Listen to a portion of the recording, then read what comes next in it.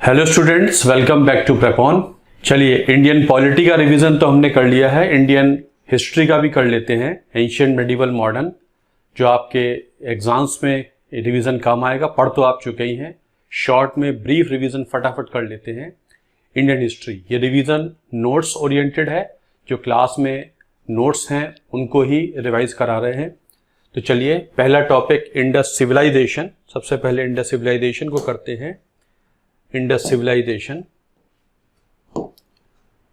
कह देते हैं, Indus civilisation was a bronze age culture. Bronze age culture भी कह देते हैं क्योंकि वो कॉपर और टिन को मिलाना जानते थे, मिक्सिंग ऑफ मेटल जानते थे। बट ब्रॉडली देखा जाए तो चाल्कोलिथिक एज में माना जाता है इंडस सिविलाइजेशन। चाल्कोलिथिक एज क्या होती है, उससे पहले एज जान लेते हैं। Age palaeolithic age, mesolithic age, neolithic, chalcolithic, iron age. ये जो आपको बताया जा रहा है, ये एज्यूम किया जा रहा है कि नोट्स आपके पास होंगे, जो आपने प्रेपॉन की जो ऐप है वहां से डाउनलोड कर लिए होंगे। क्योंकि इसको बहुत बड़ा करते हैं तो इस पे ये मिस हो जाता है, कुछ नीचे निकल जाता है, कुछ ऊपर निकल जाता है। तो इसका जो ऑप्टिमम साइज है वो यही है। तो एजेस हैं, एजेस को जो मानव टूल्स इस्तेमाल करता था जीवन यापन, उसके हिसाब से बनाया जाता है। पैलियोलिथिक माने ओल्ड स्टोन एज, 10,000 बीसी तक चलती है पैलियोलिथिक एज। इस समय हंटर फूड गैदरर हुआ करता है मानव, और जो वाइल्ड फ्रूट्स हैं या प्लांट्स हैं या एनिमल्स हैं उन पे ही जीवन निर्वाह करता है। उसके जो टूल्स हैं वो क्रूड स्टोन टूल्स होते हैं, पत्थर को क्रूड शेप में ही इस्तेमाल करता है। Hasn't started applying his mind to make his life easier. Mesolithic माने होता है मिडिल स्टोन एज, 10,000 से 4,000 बीसी तक मोटे मोटे तौर पर। यहाँ पे माइक्रोलिथिक टूल्स मिल जाते हैं, छोटे छोटे पत्थर के औजार मिल जाते हैं। इसका मतलब अब मानव ने पत्थरों पे, टूल्स पे काम करना शुरू किया है, अपने सुविधा के अनुसार टूल्स को ढालना शुरू किया है, शार्पन करना शुरू किया है। तो माइक्रोलिथिक टूल्स मिल जाते हैं। नव पाषाण काल, न्यूलिथिक एज, आप जानते हैं 4,000 से 1,800 बीसी होती है। यहाँ पर एनिमल हस्बेंड्री भी शुरू हो जाती है, एग्रीकल्चर भी शुरू हो जाता है, और कई प्रकार के पॉलिश्ड स्टोन टूल्स मिल जाते हैं। तो ये 3 एज तो कहलाती हैं स्टोन टूल्स। ये स्टोन एज कहलाती है, ये स्टोन एज कहलाती है, यहाँ स्टोन टूल्स ही इस्तेमाल होते हैं। पहला जो मेटल इस्तेमाल होता है that was copper. Chalcolithic is copper, chalcolite is the ore of copper, and पत्थर स्टोन। 1800 से 1000 बीसी तक या 800 बीसी तक ये मान लिया जाता है कॉपर एज है। यहाँ पर कॉपर पहला स्टोन माना जाता है, इसे कॉपर एज भी कह देते हैं, चाल्कोलिथिक कहते हैं। तो इंडस बेसिकली कुछ इंडस को जो है चाल्कोलिथिक कल्चर जैसा ही मान लेते हैं। Time face point of view से तो इसमें नहीं बैठता है, लेकिन न्यूलिथिक में, वैसे तो न्यूलिथिक में बैठेगा, बट न्यूलिथिक में जैसा इसका फीचर्स मैच नहीं करते हैं, तो इसको इस पूरी श्रृंखला में चाल्कोलिथिक जैसा ही मान लिया जाता है। और 1000 बीसी या 800 बीसी के आसपास आयरन के बारे में पता लगने लगता है, तो आयरन एज हो जाती है। तो this is the typology of edges.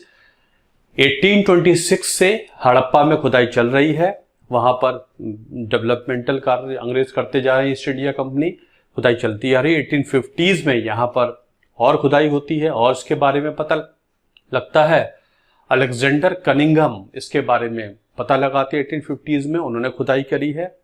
और आगे चलकर इस पे जब साक्ष्य मिलने लगते हैं कि यहाँ पर एक सभ्यता हो सकती है, तो फाइनली 1921 में इसका पहला शहर, पहला अर्बन एरिया हड़प्पा एक्सकेवेट होता है by Dayaram Sahni on the banks of river Ravi. Ravi नदी के बैंक पर हड़प्पा का शहर हुआ करता है पंजाब में, यहाँ पे होता है दयाराम साहनी। अगला मोहनजोदाड़ो है 1922 में, रखाल दास बनर्जी बैंक ऑफ इंडस पे होता है ये मोहनजोदाड़ो, कुछ यहाँ पर हुआ करता है मोहनजोदाड़ो।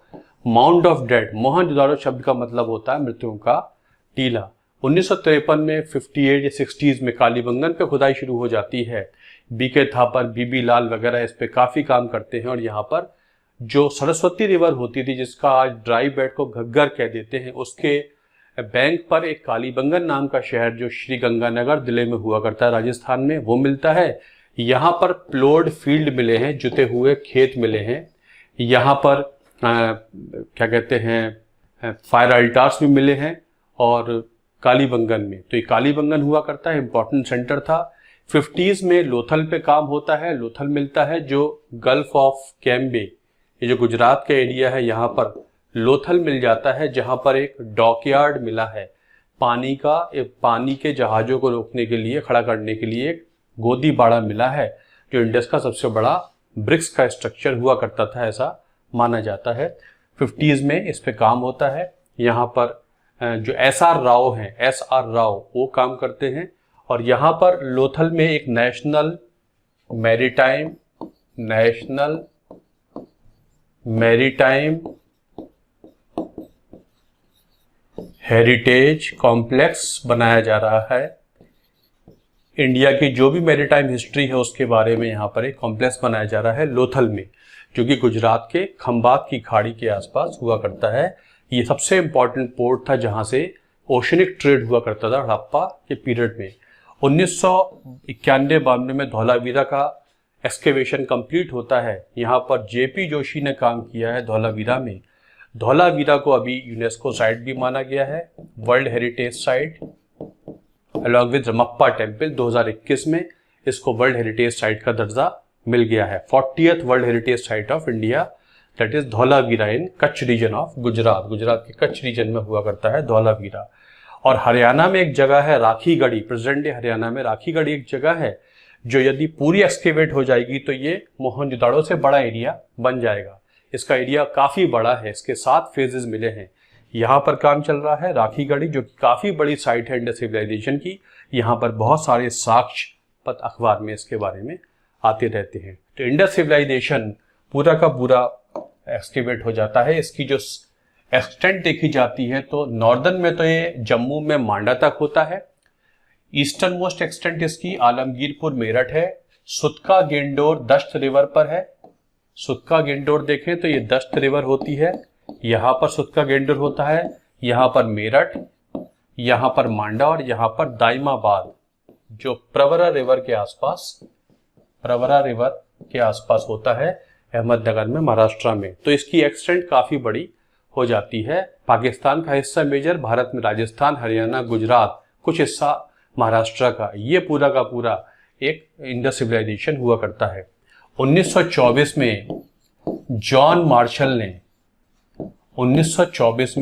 मार्शल ने इसको नाम दिया इंडस वैली सिविलाइजेशन। ये फॉर्मली ब्रिटिश गवर्नमेंट ने 1924 में बताया कि भारत के नॉर्थ वेस्ट में एक सिविलाइजेशन मिला है, that is Indus valley civilisation.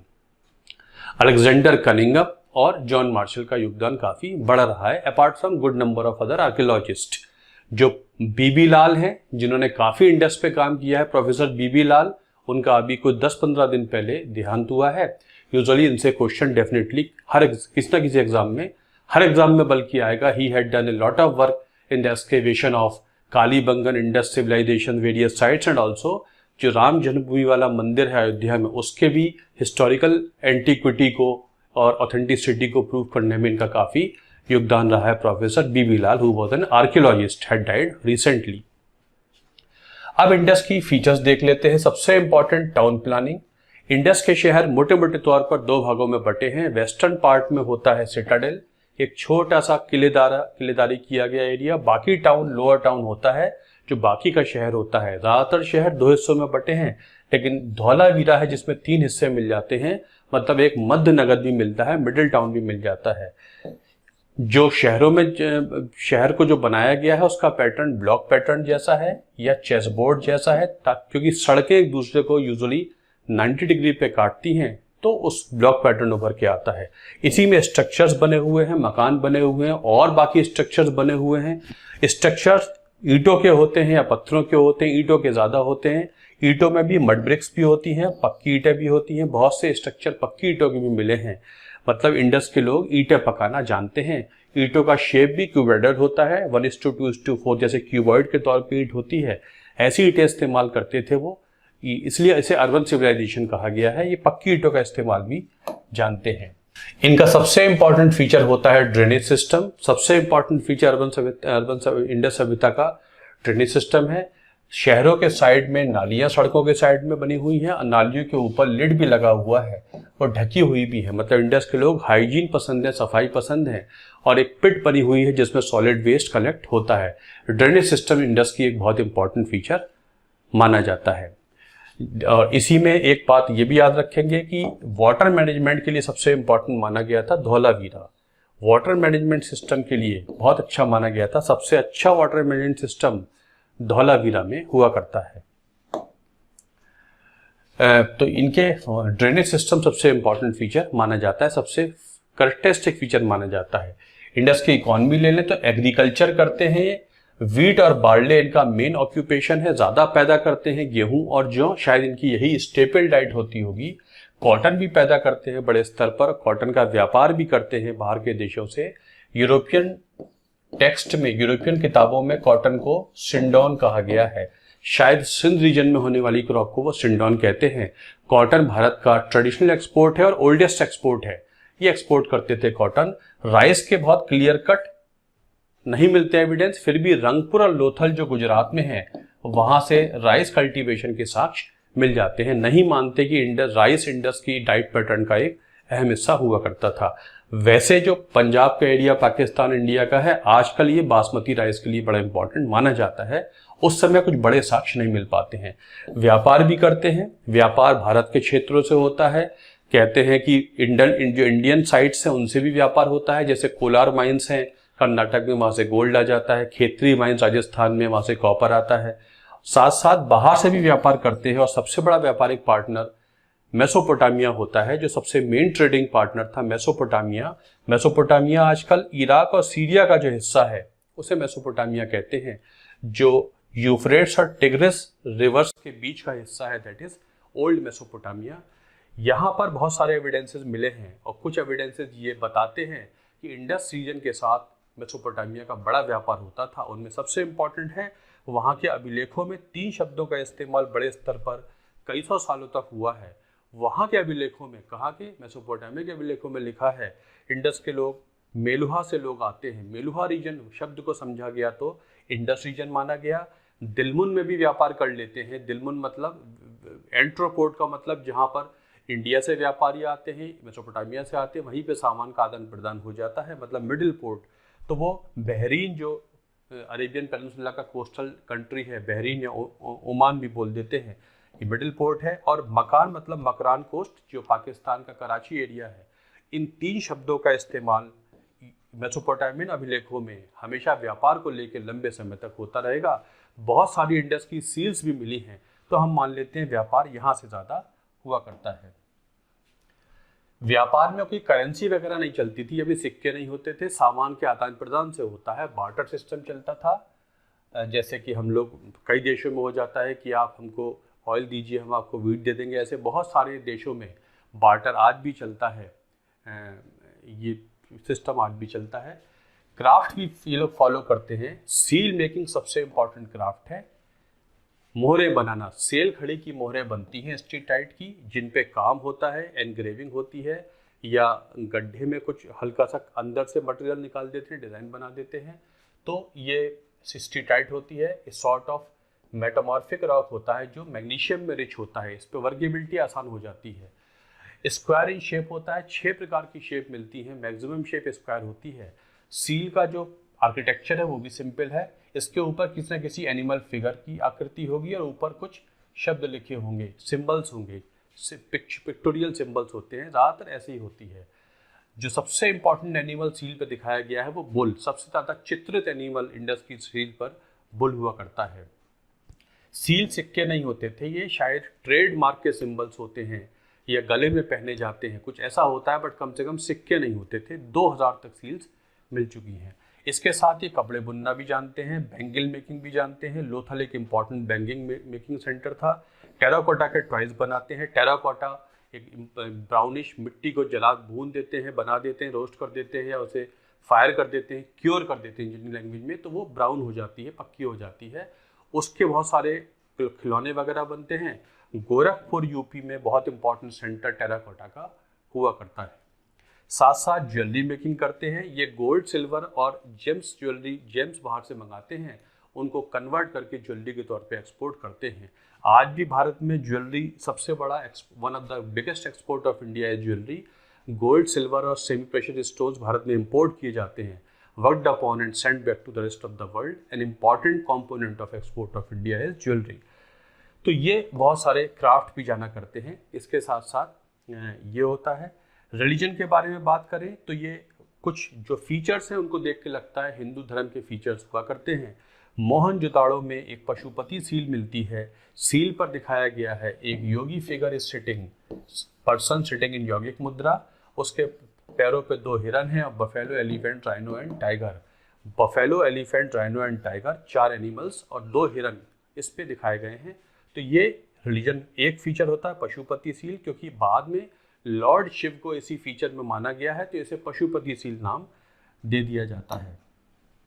Great bath मिल जाता है। ग्रेट बाथ मोहनजोदाड़ो से मिलता है। ग्रेट बाथ में भी एक पानी का पॉन्ड बना हुआ है, 2 तरफ सीढ़ियाँ होती हैं नॉर्थ और साउथ में।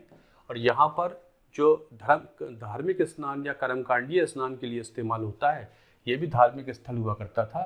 साथ साथ ये शिवलिंग पूजा भी करते हैं, पीपल ट्री की वर्शिप भी करते हैं, सुपरस्टिशियस भी हुआ करते हैं। मदर गॉडेस की वर्शिप भी एक इम्पॉर्टेंट फीचर हुआ करता है। मदर गॉडेस, मातृ देवी की पूजा एक इम्पॉर्टेंट फीचर था। शिवलिंग की पूजा करते हैं, पीपल की पूजा करते हैं और ये सुपरस्टिशियस भी हुआ करते हैं। ये अपनी डेड बॉडीज को दफनाया करते थे, क्रिमेशन नहीं करते थे, अंत्येष्टि नहीं करते थे, दफनाते थे।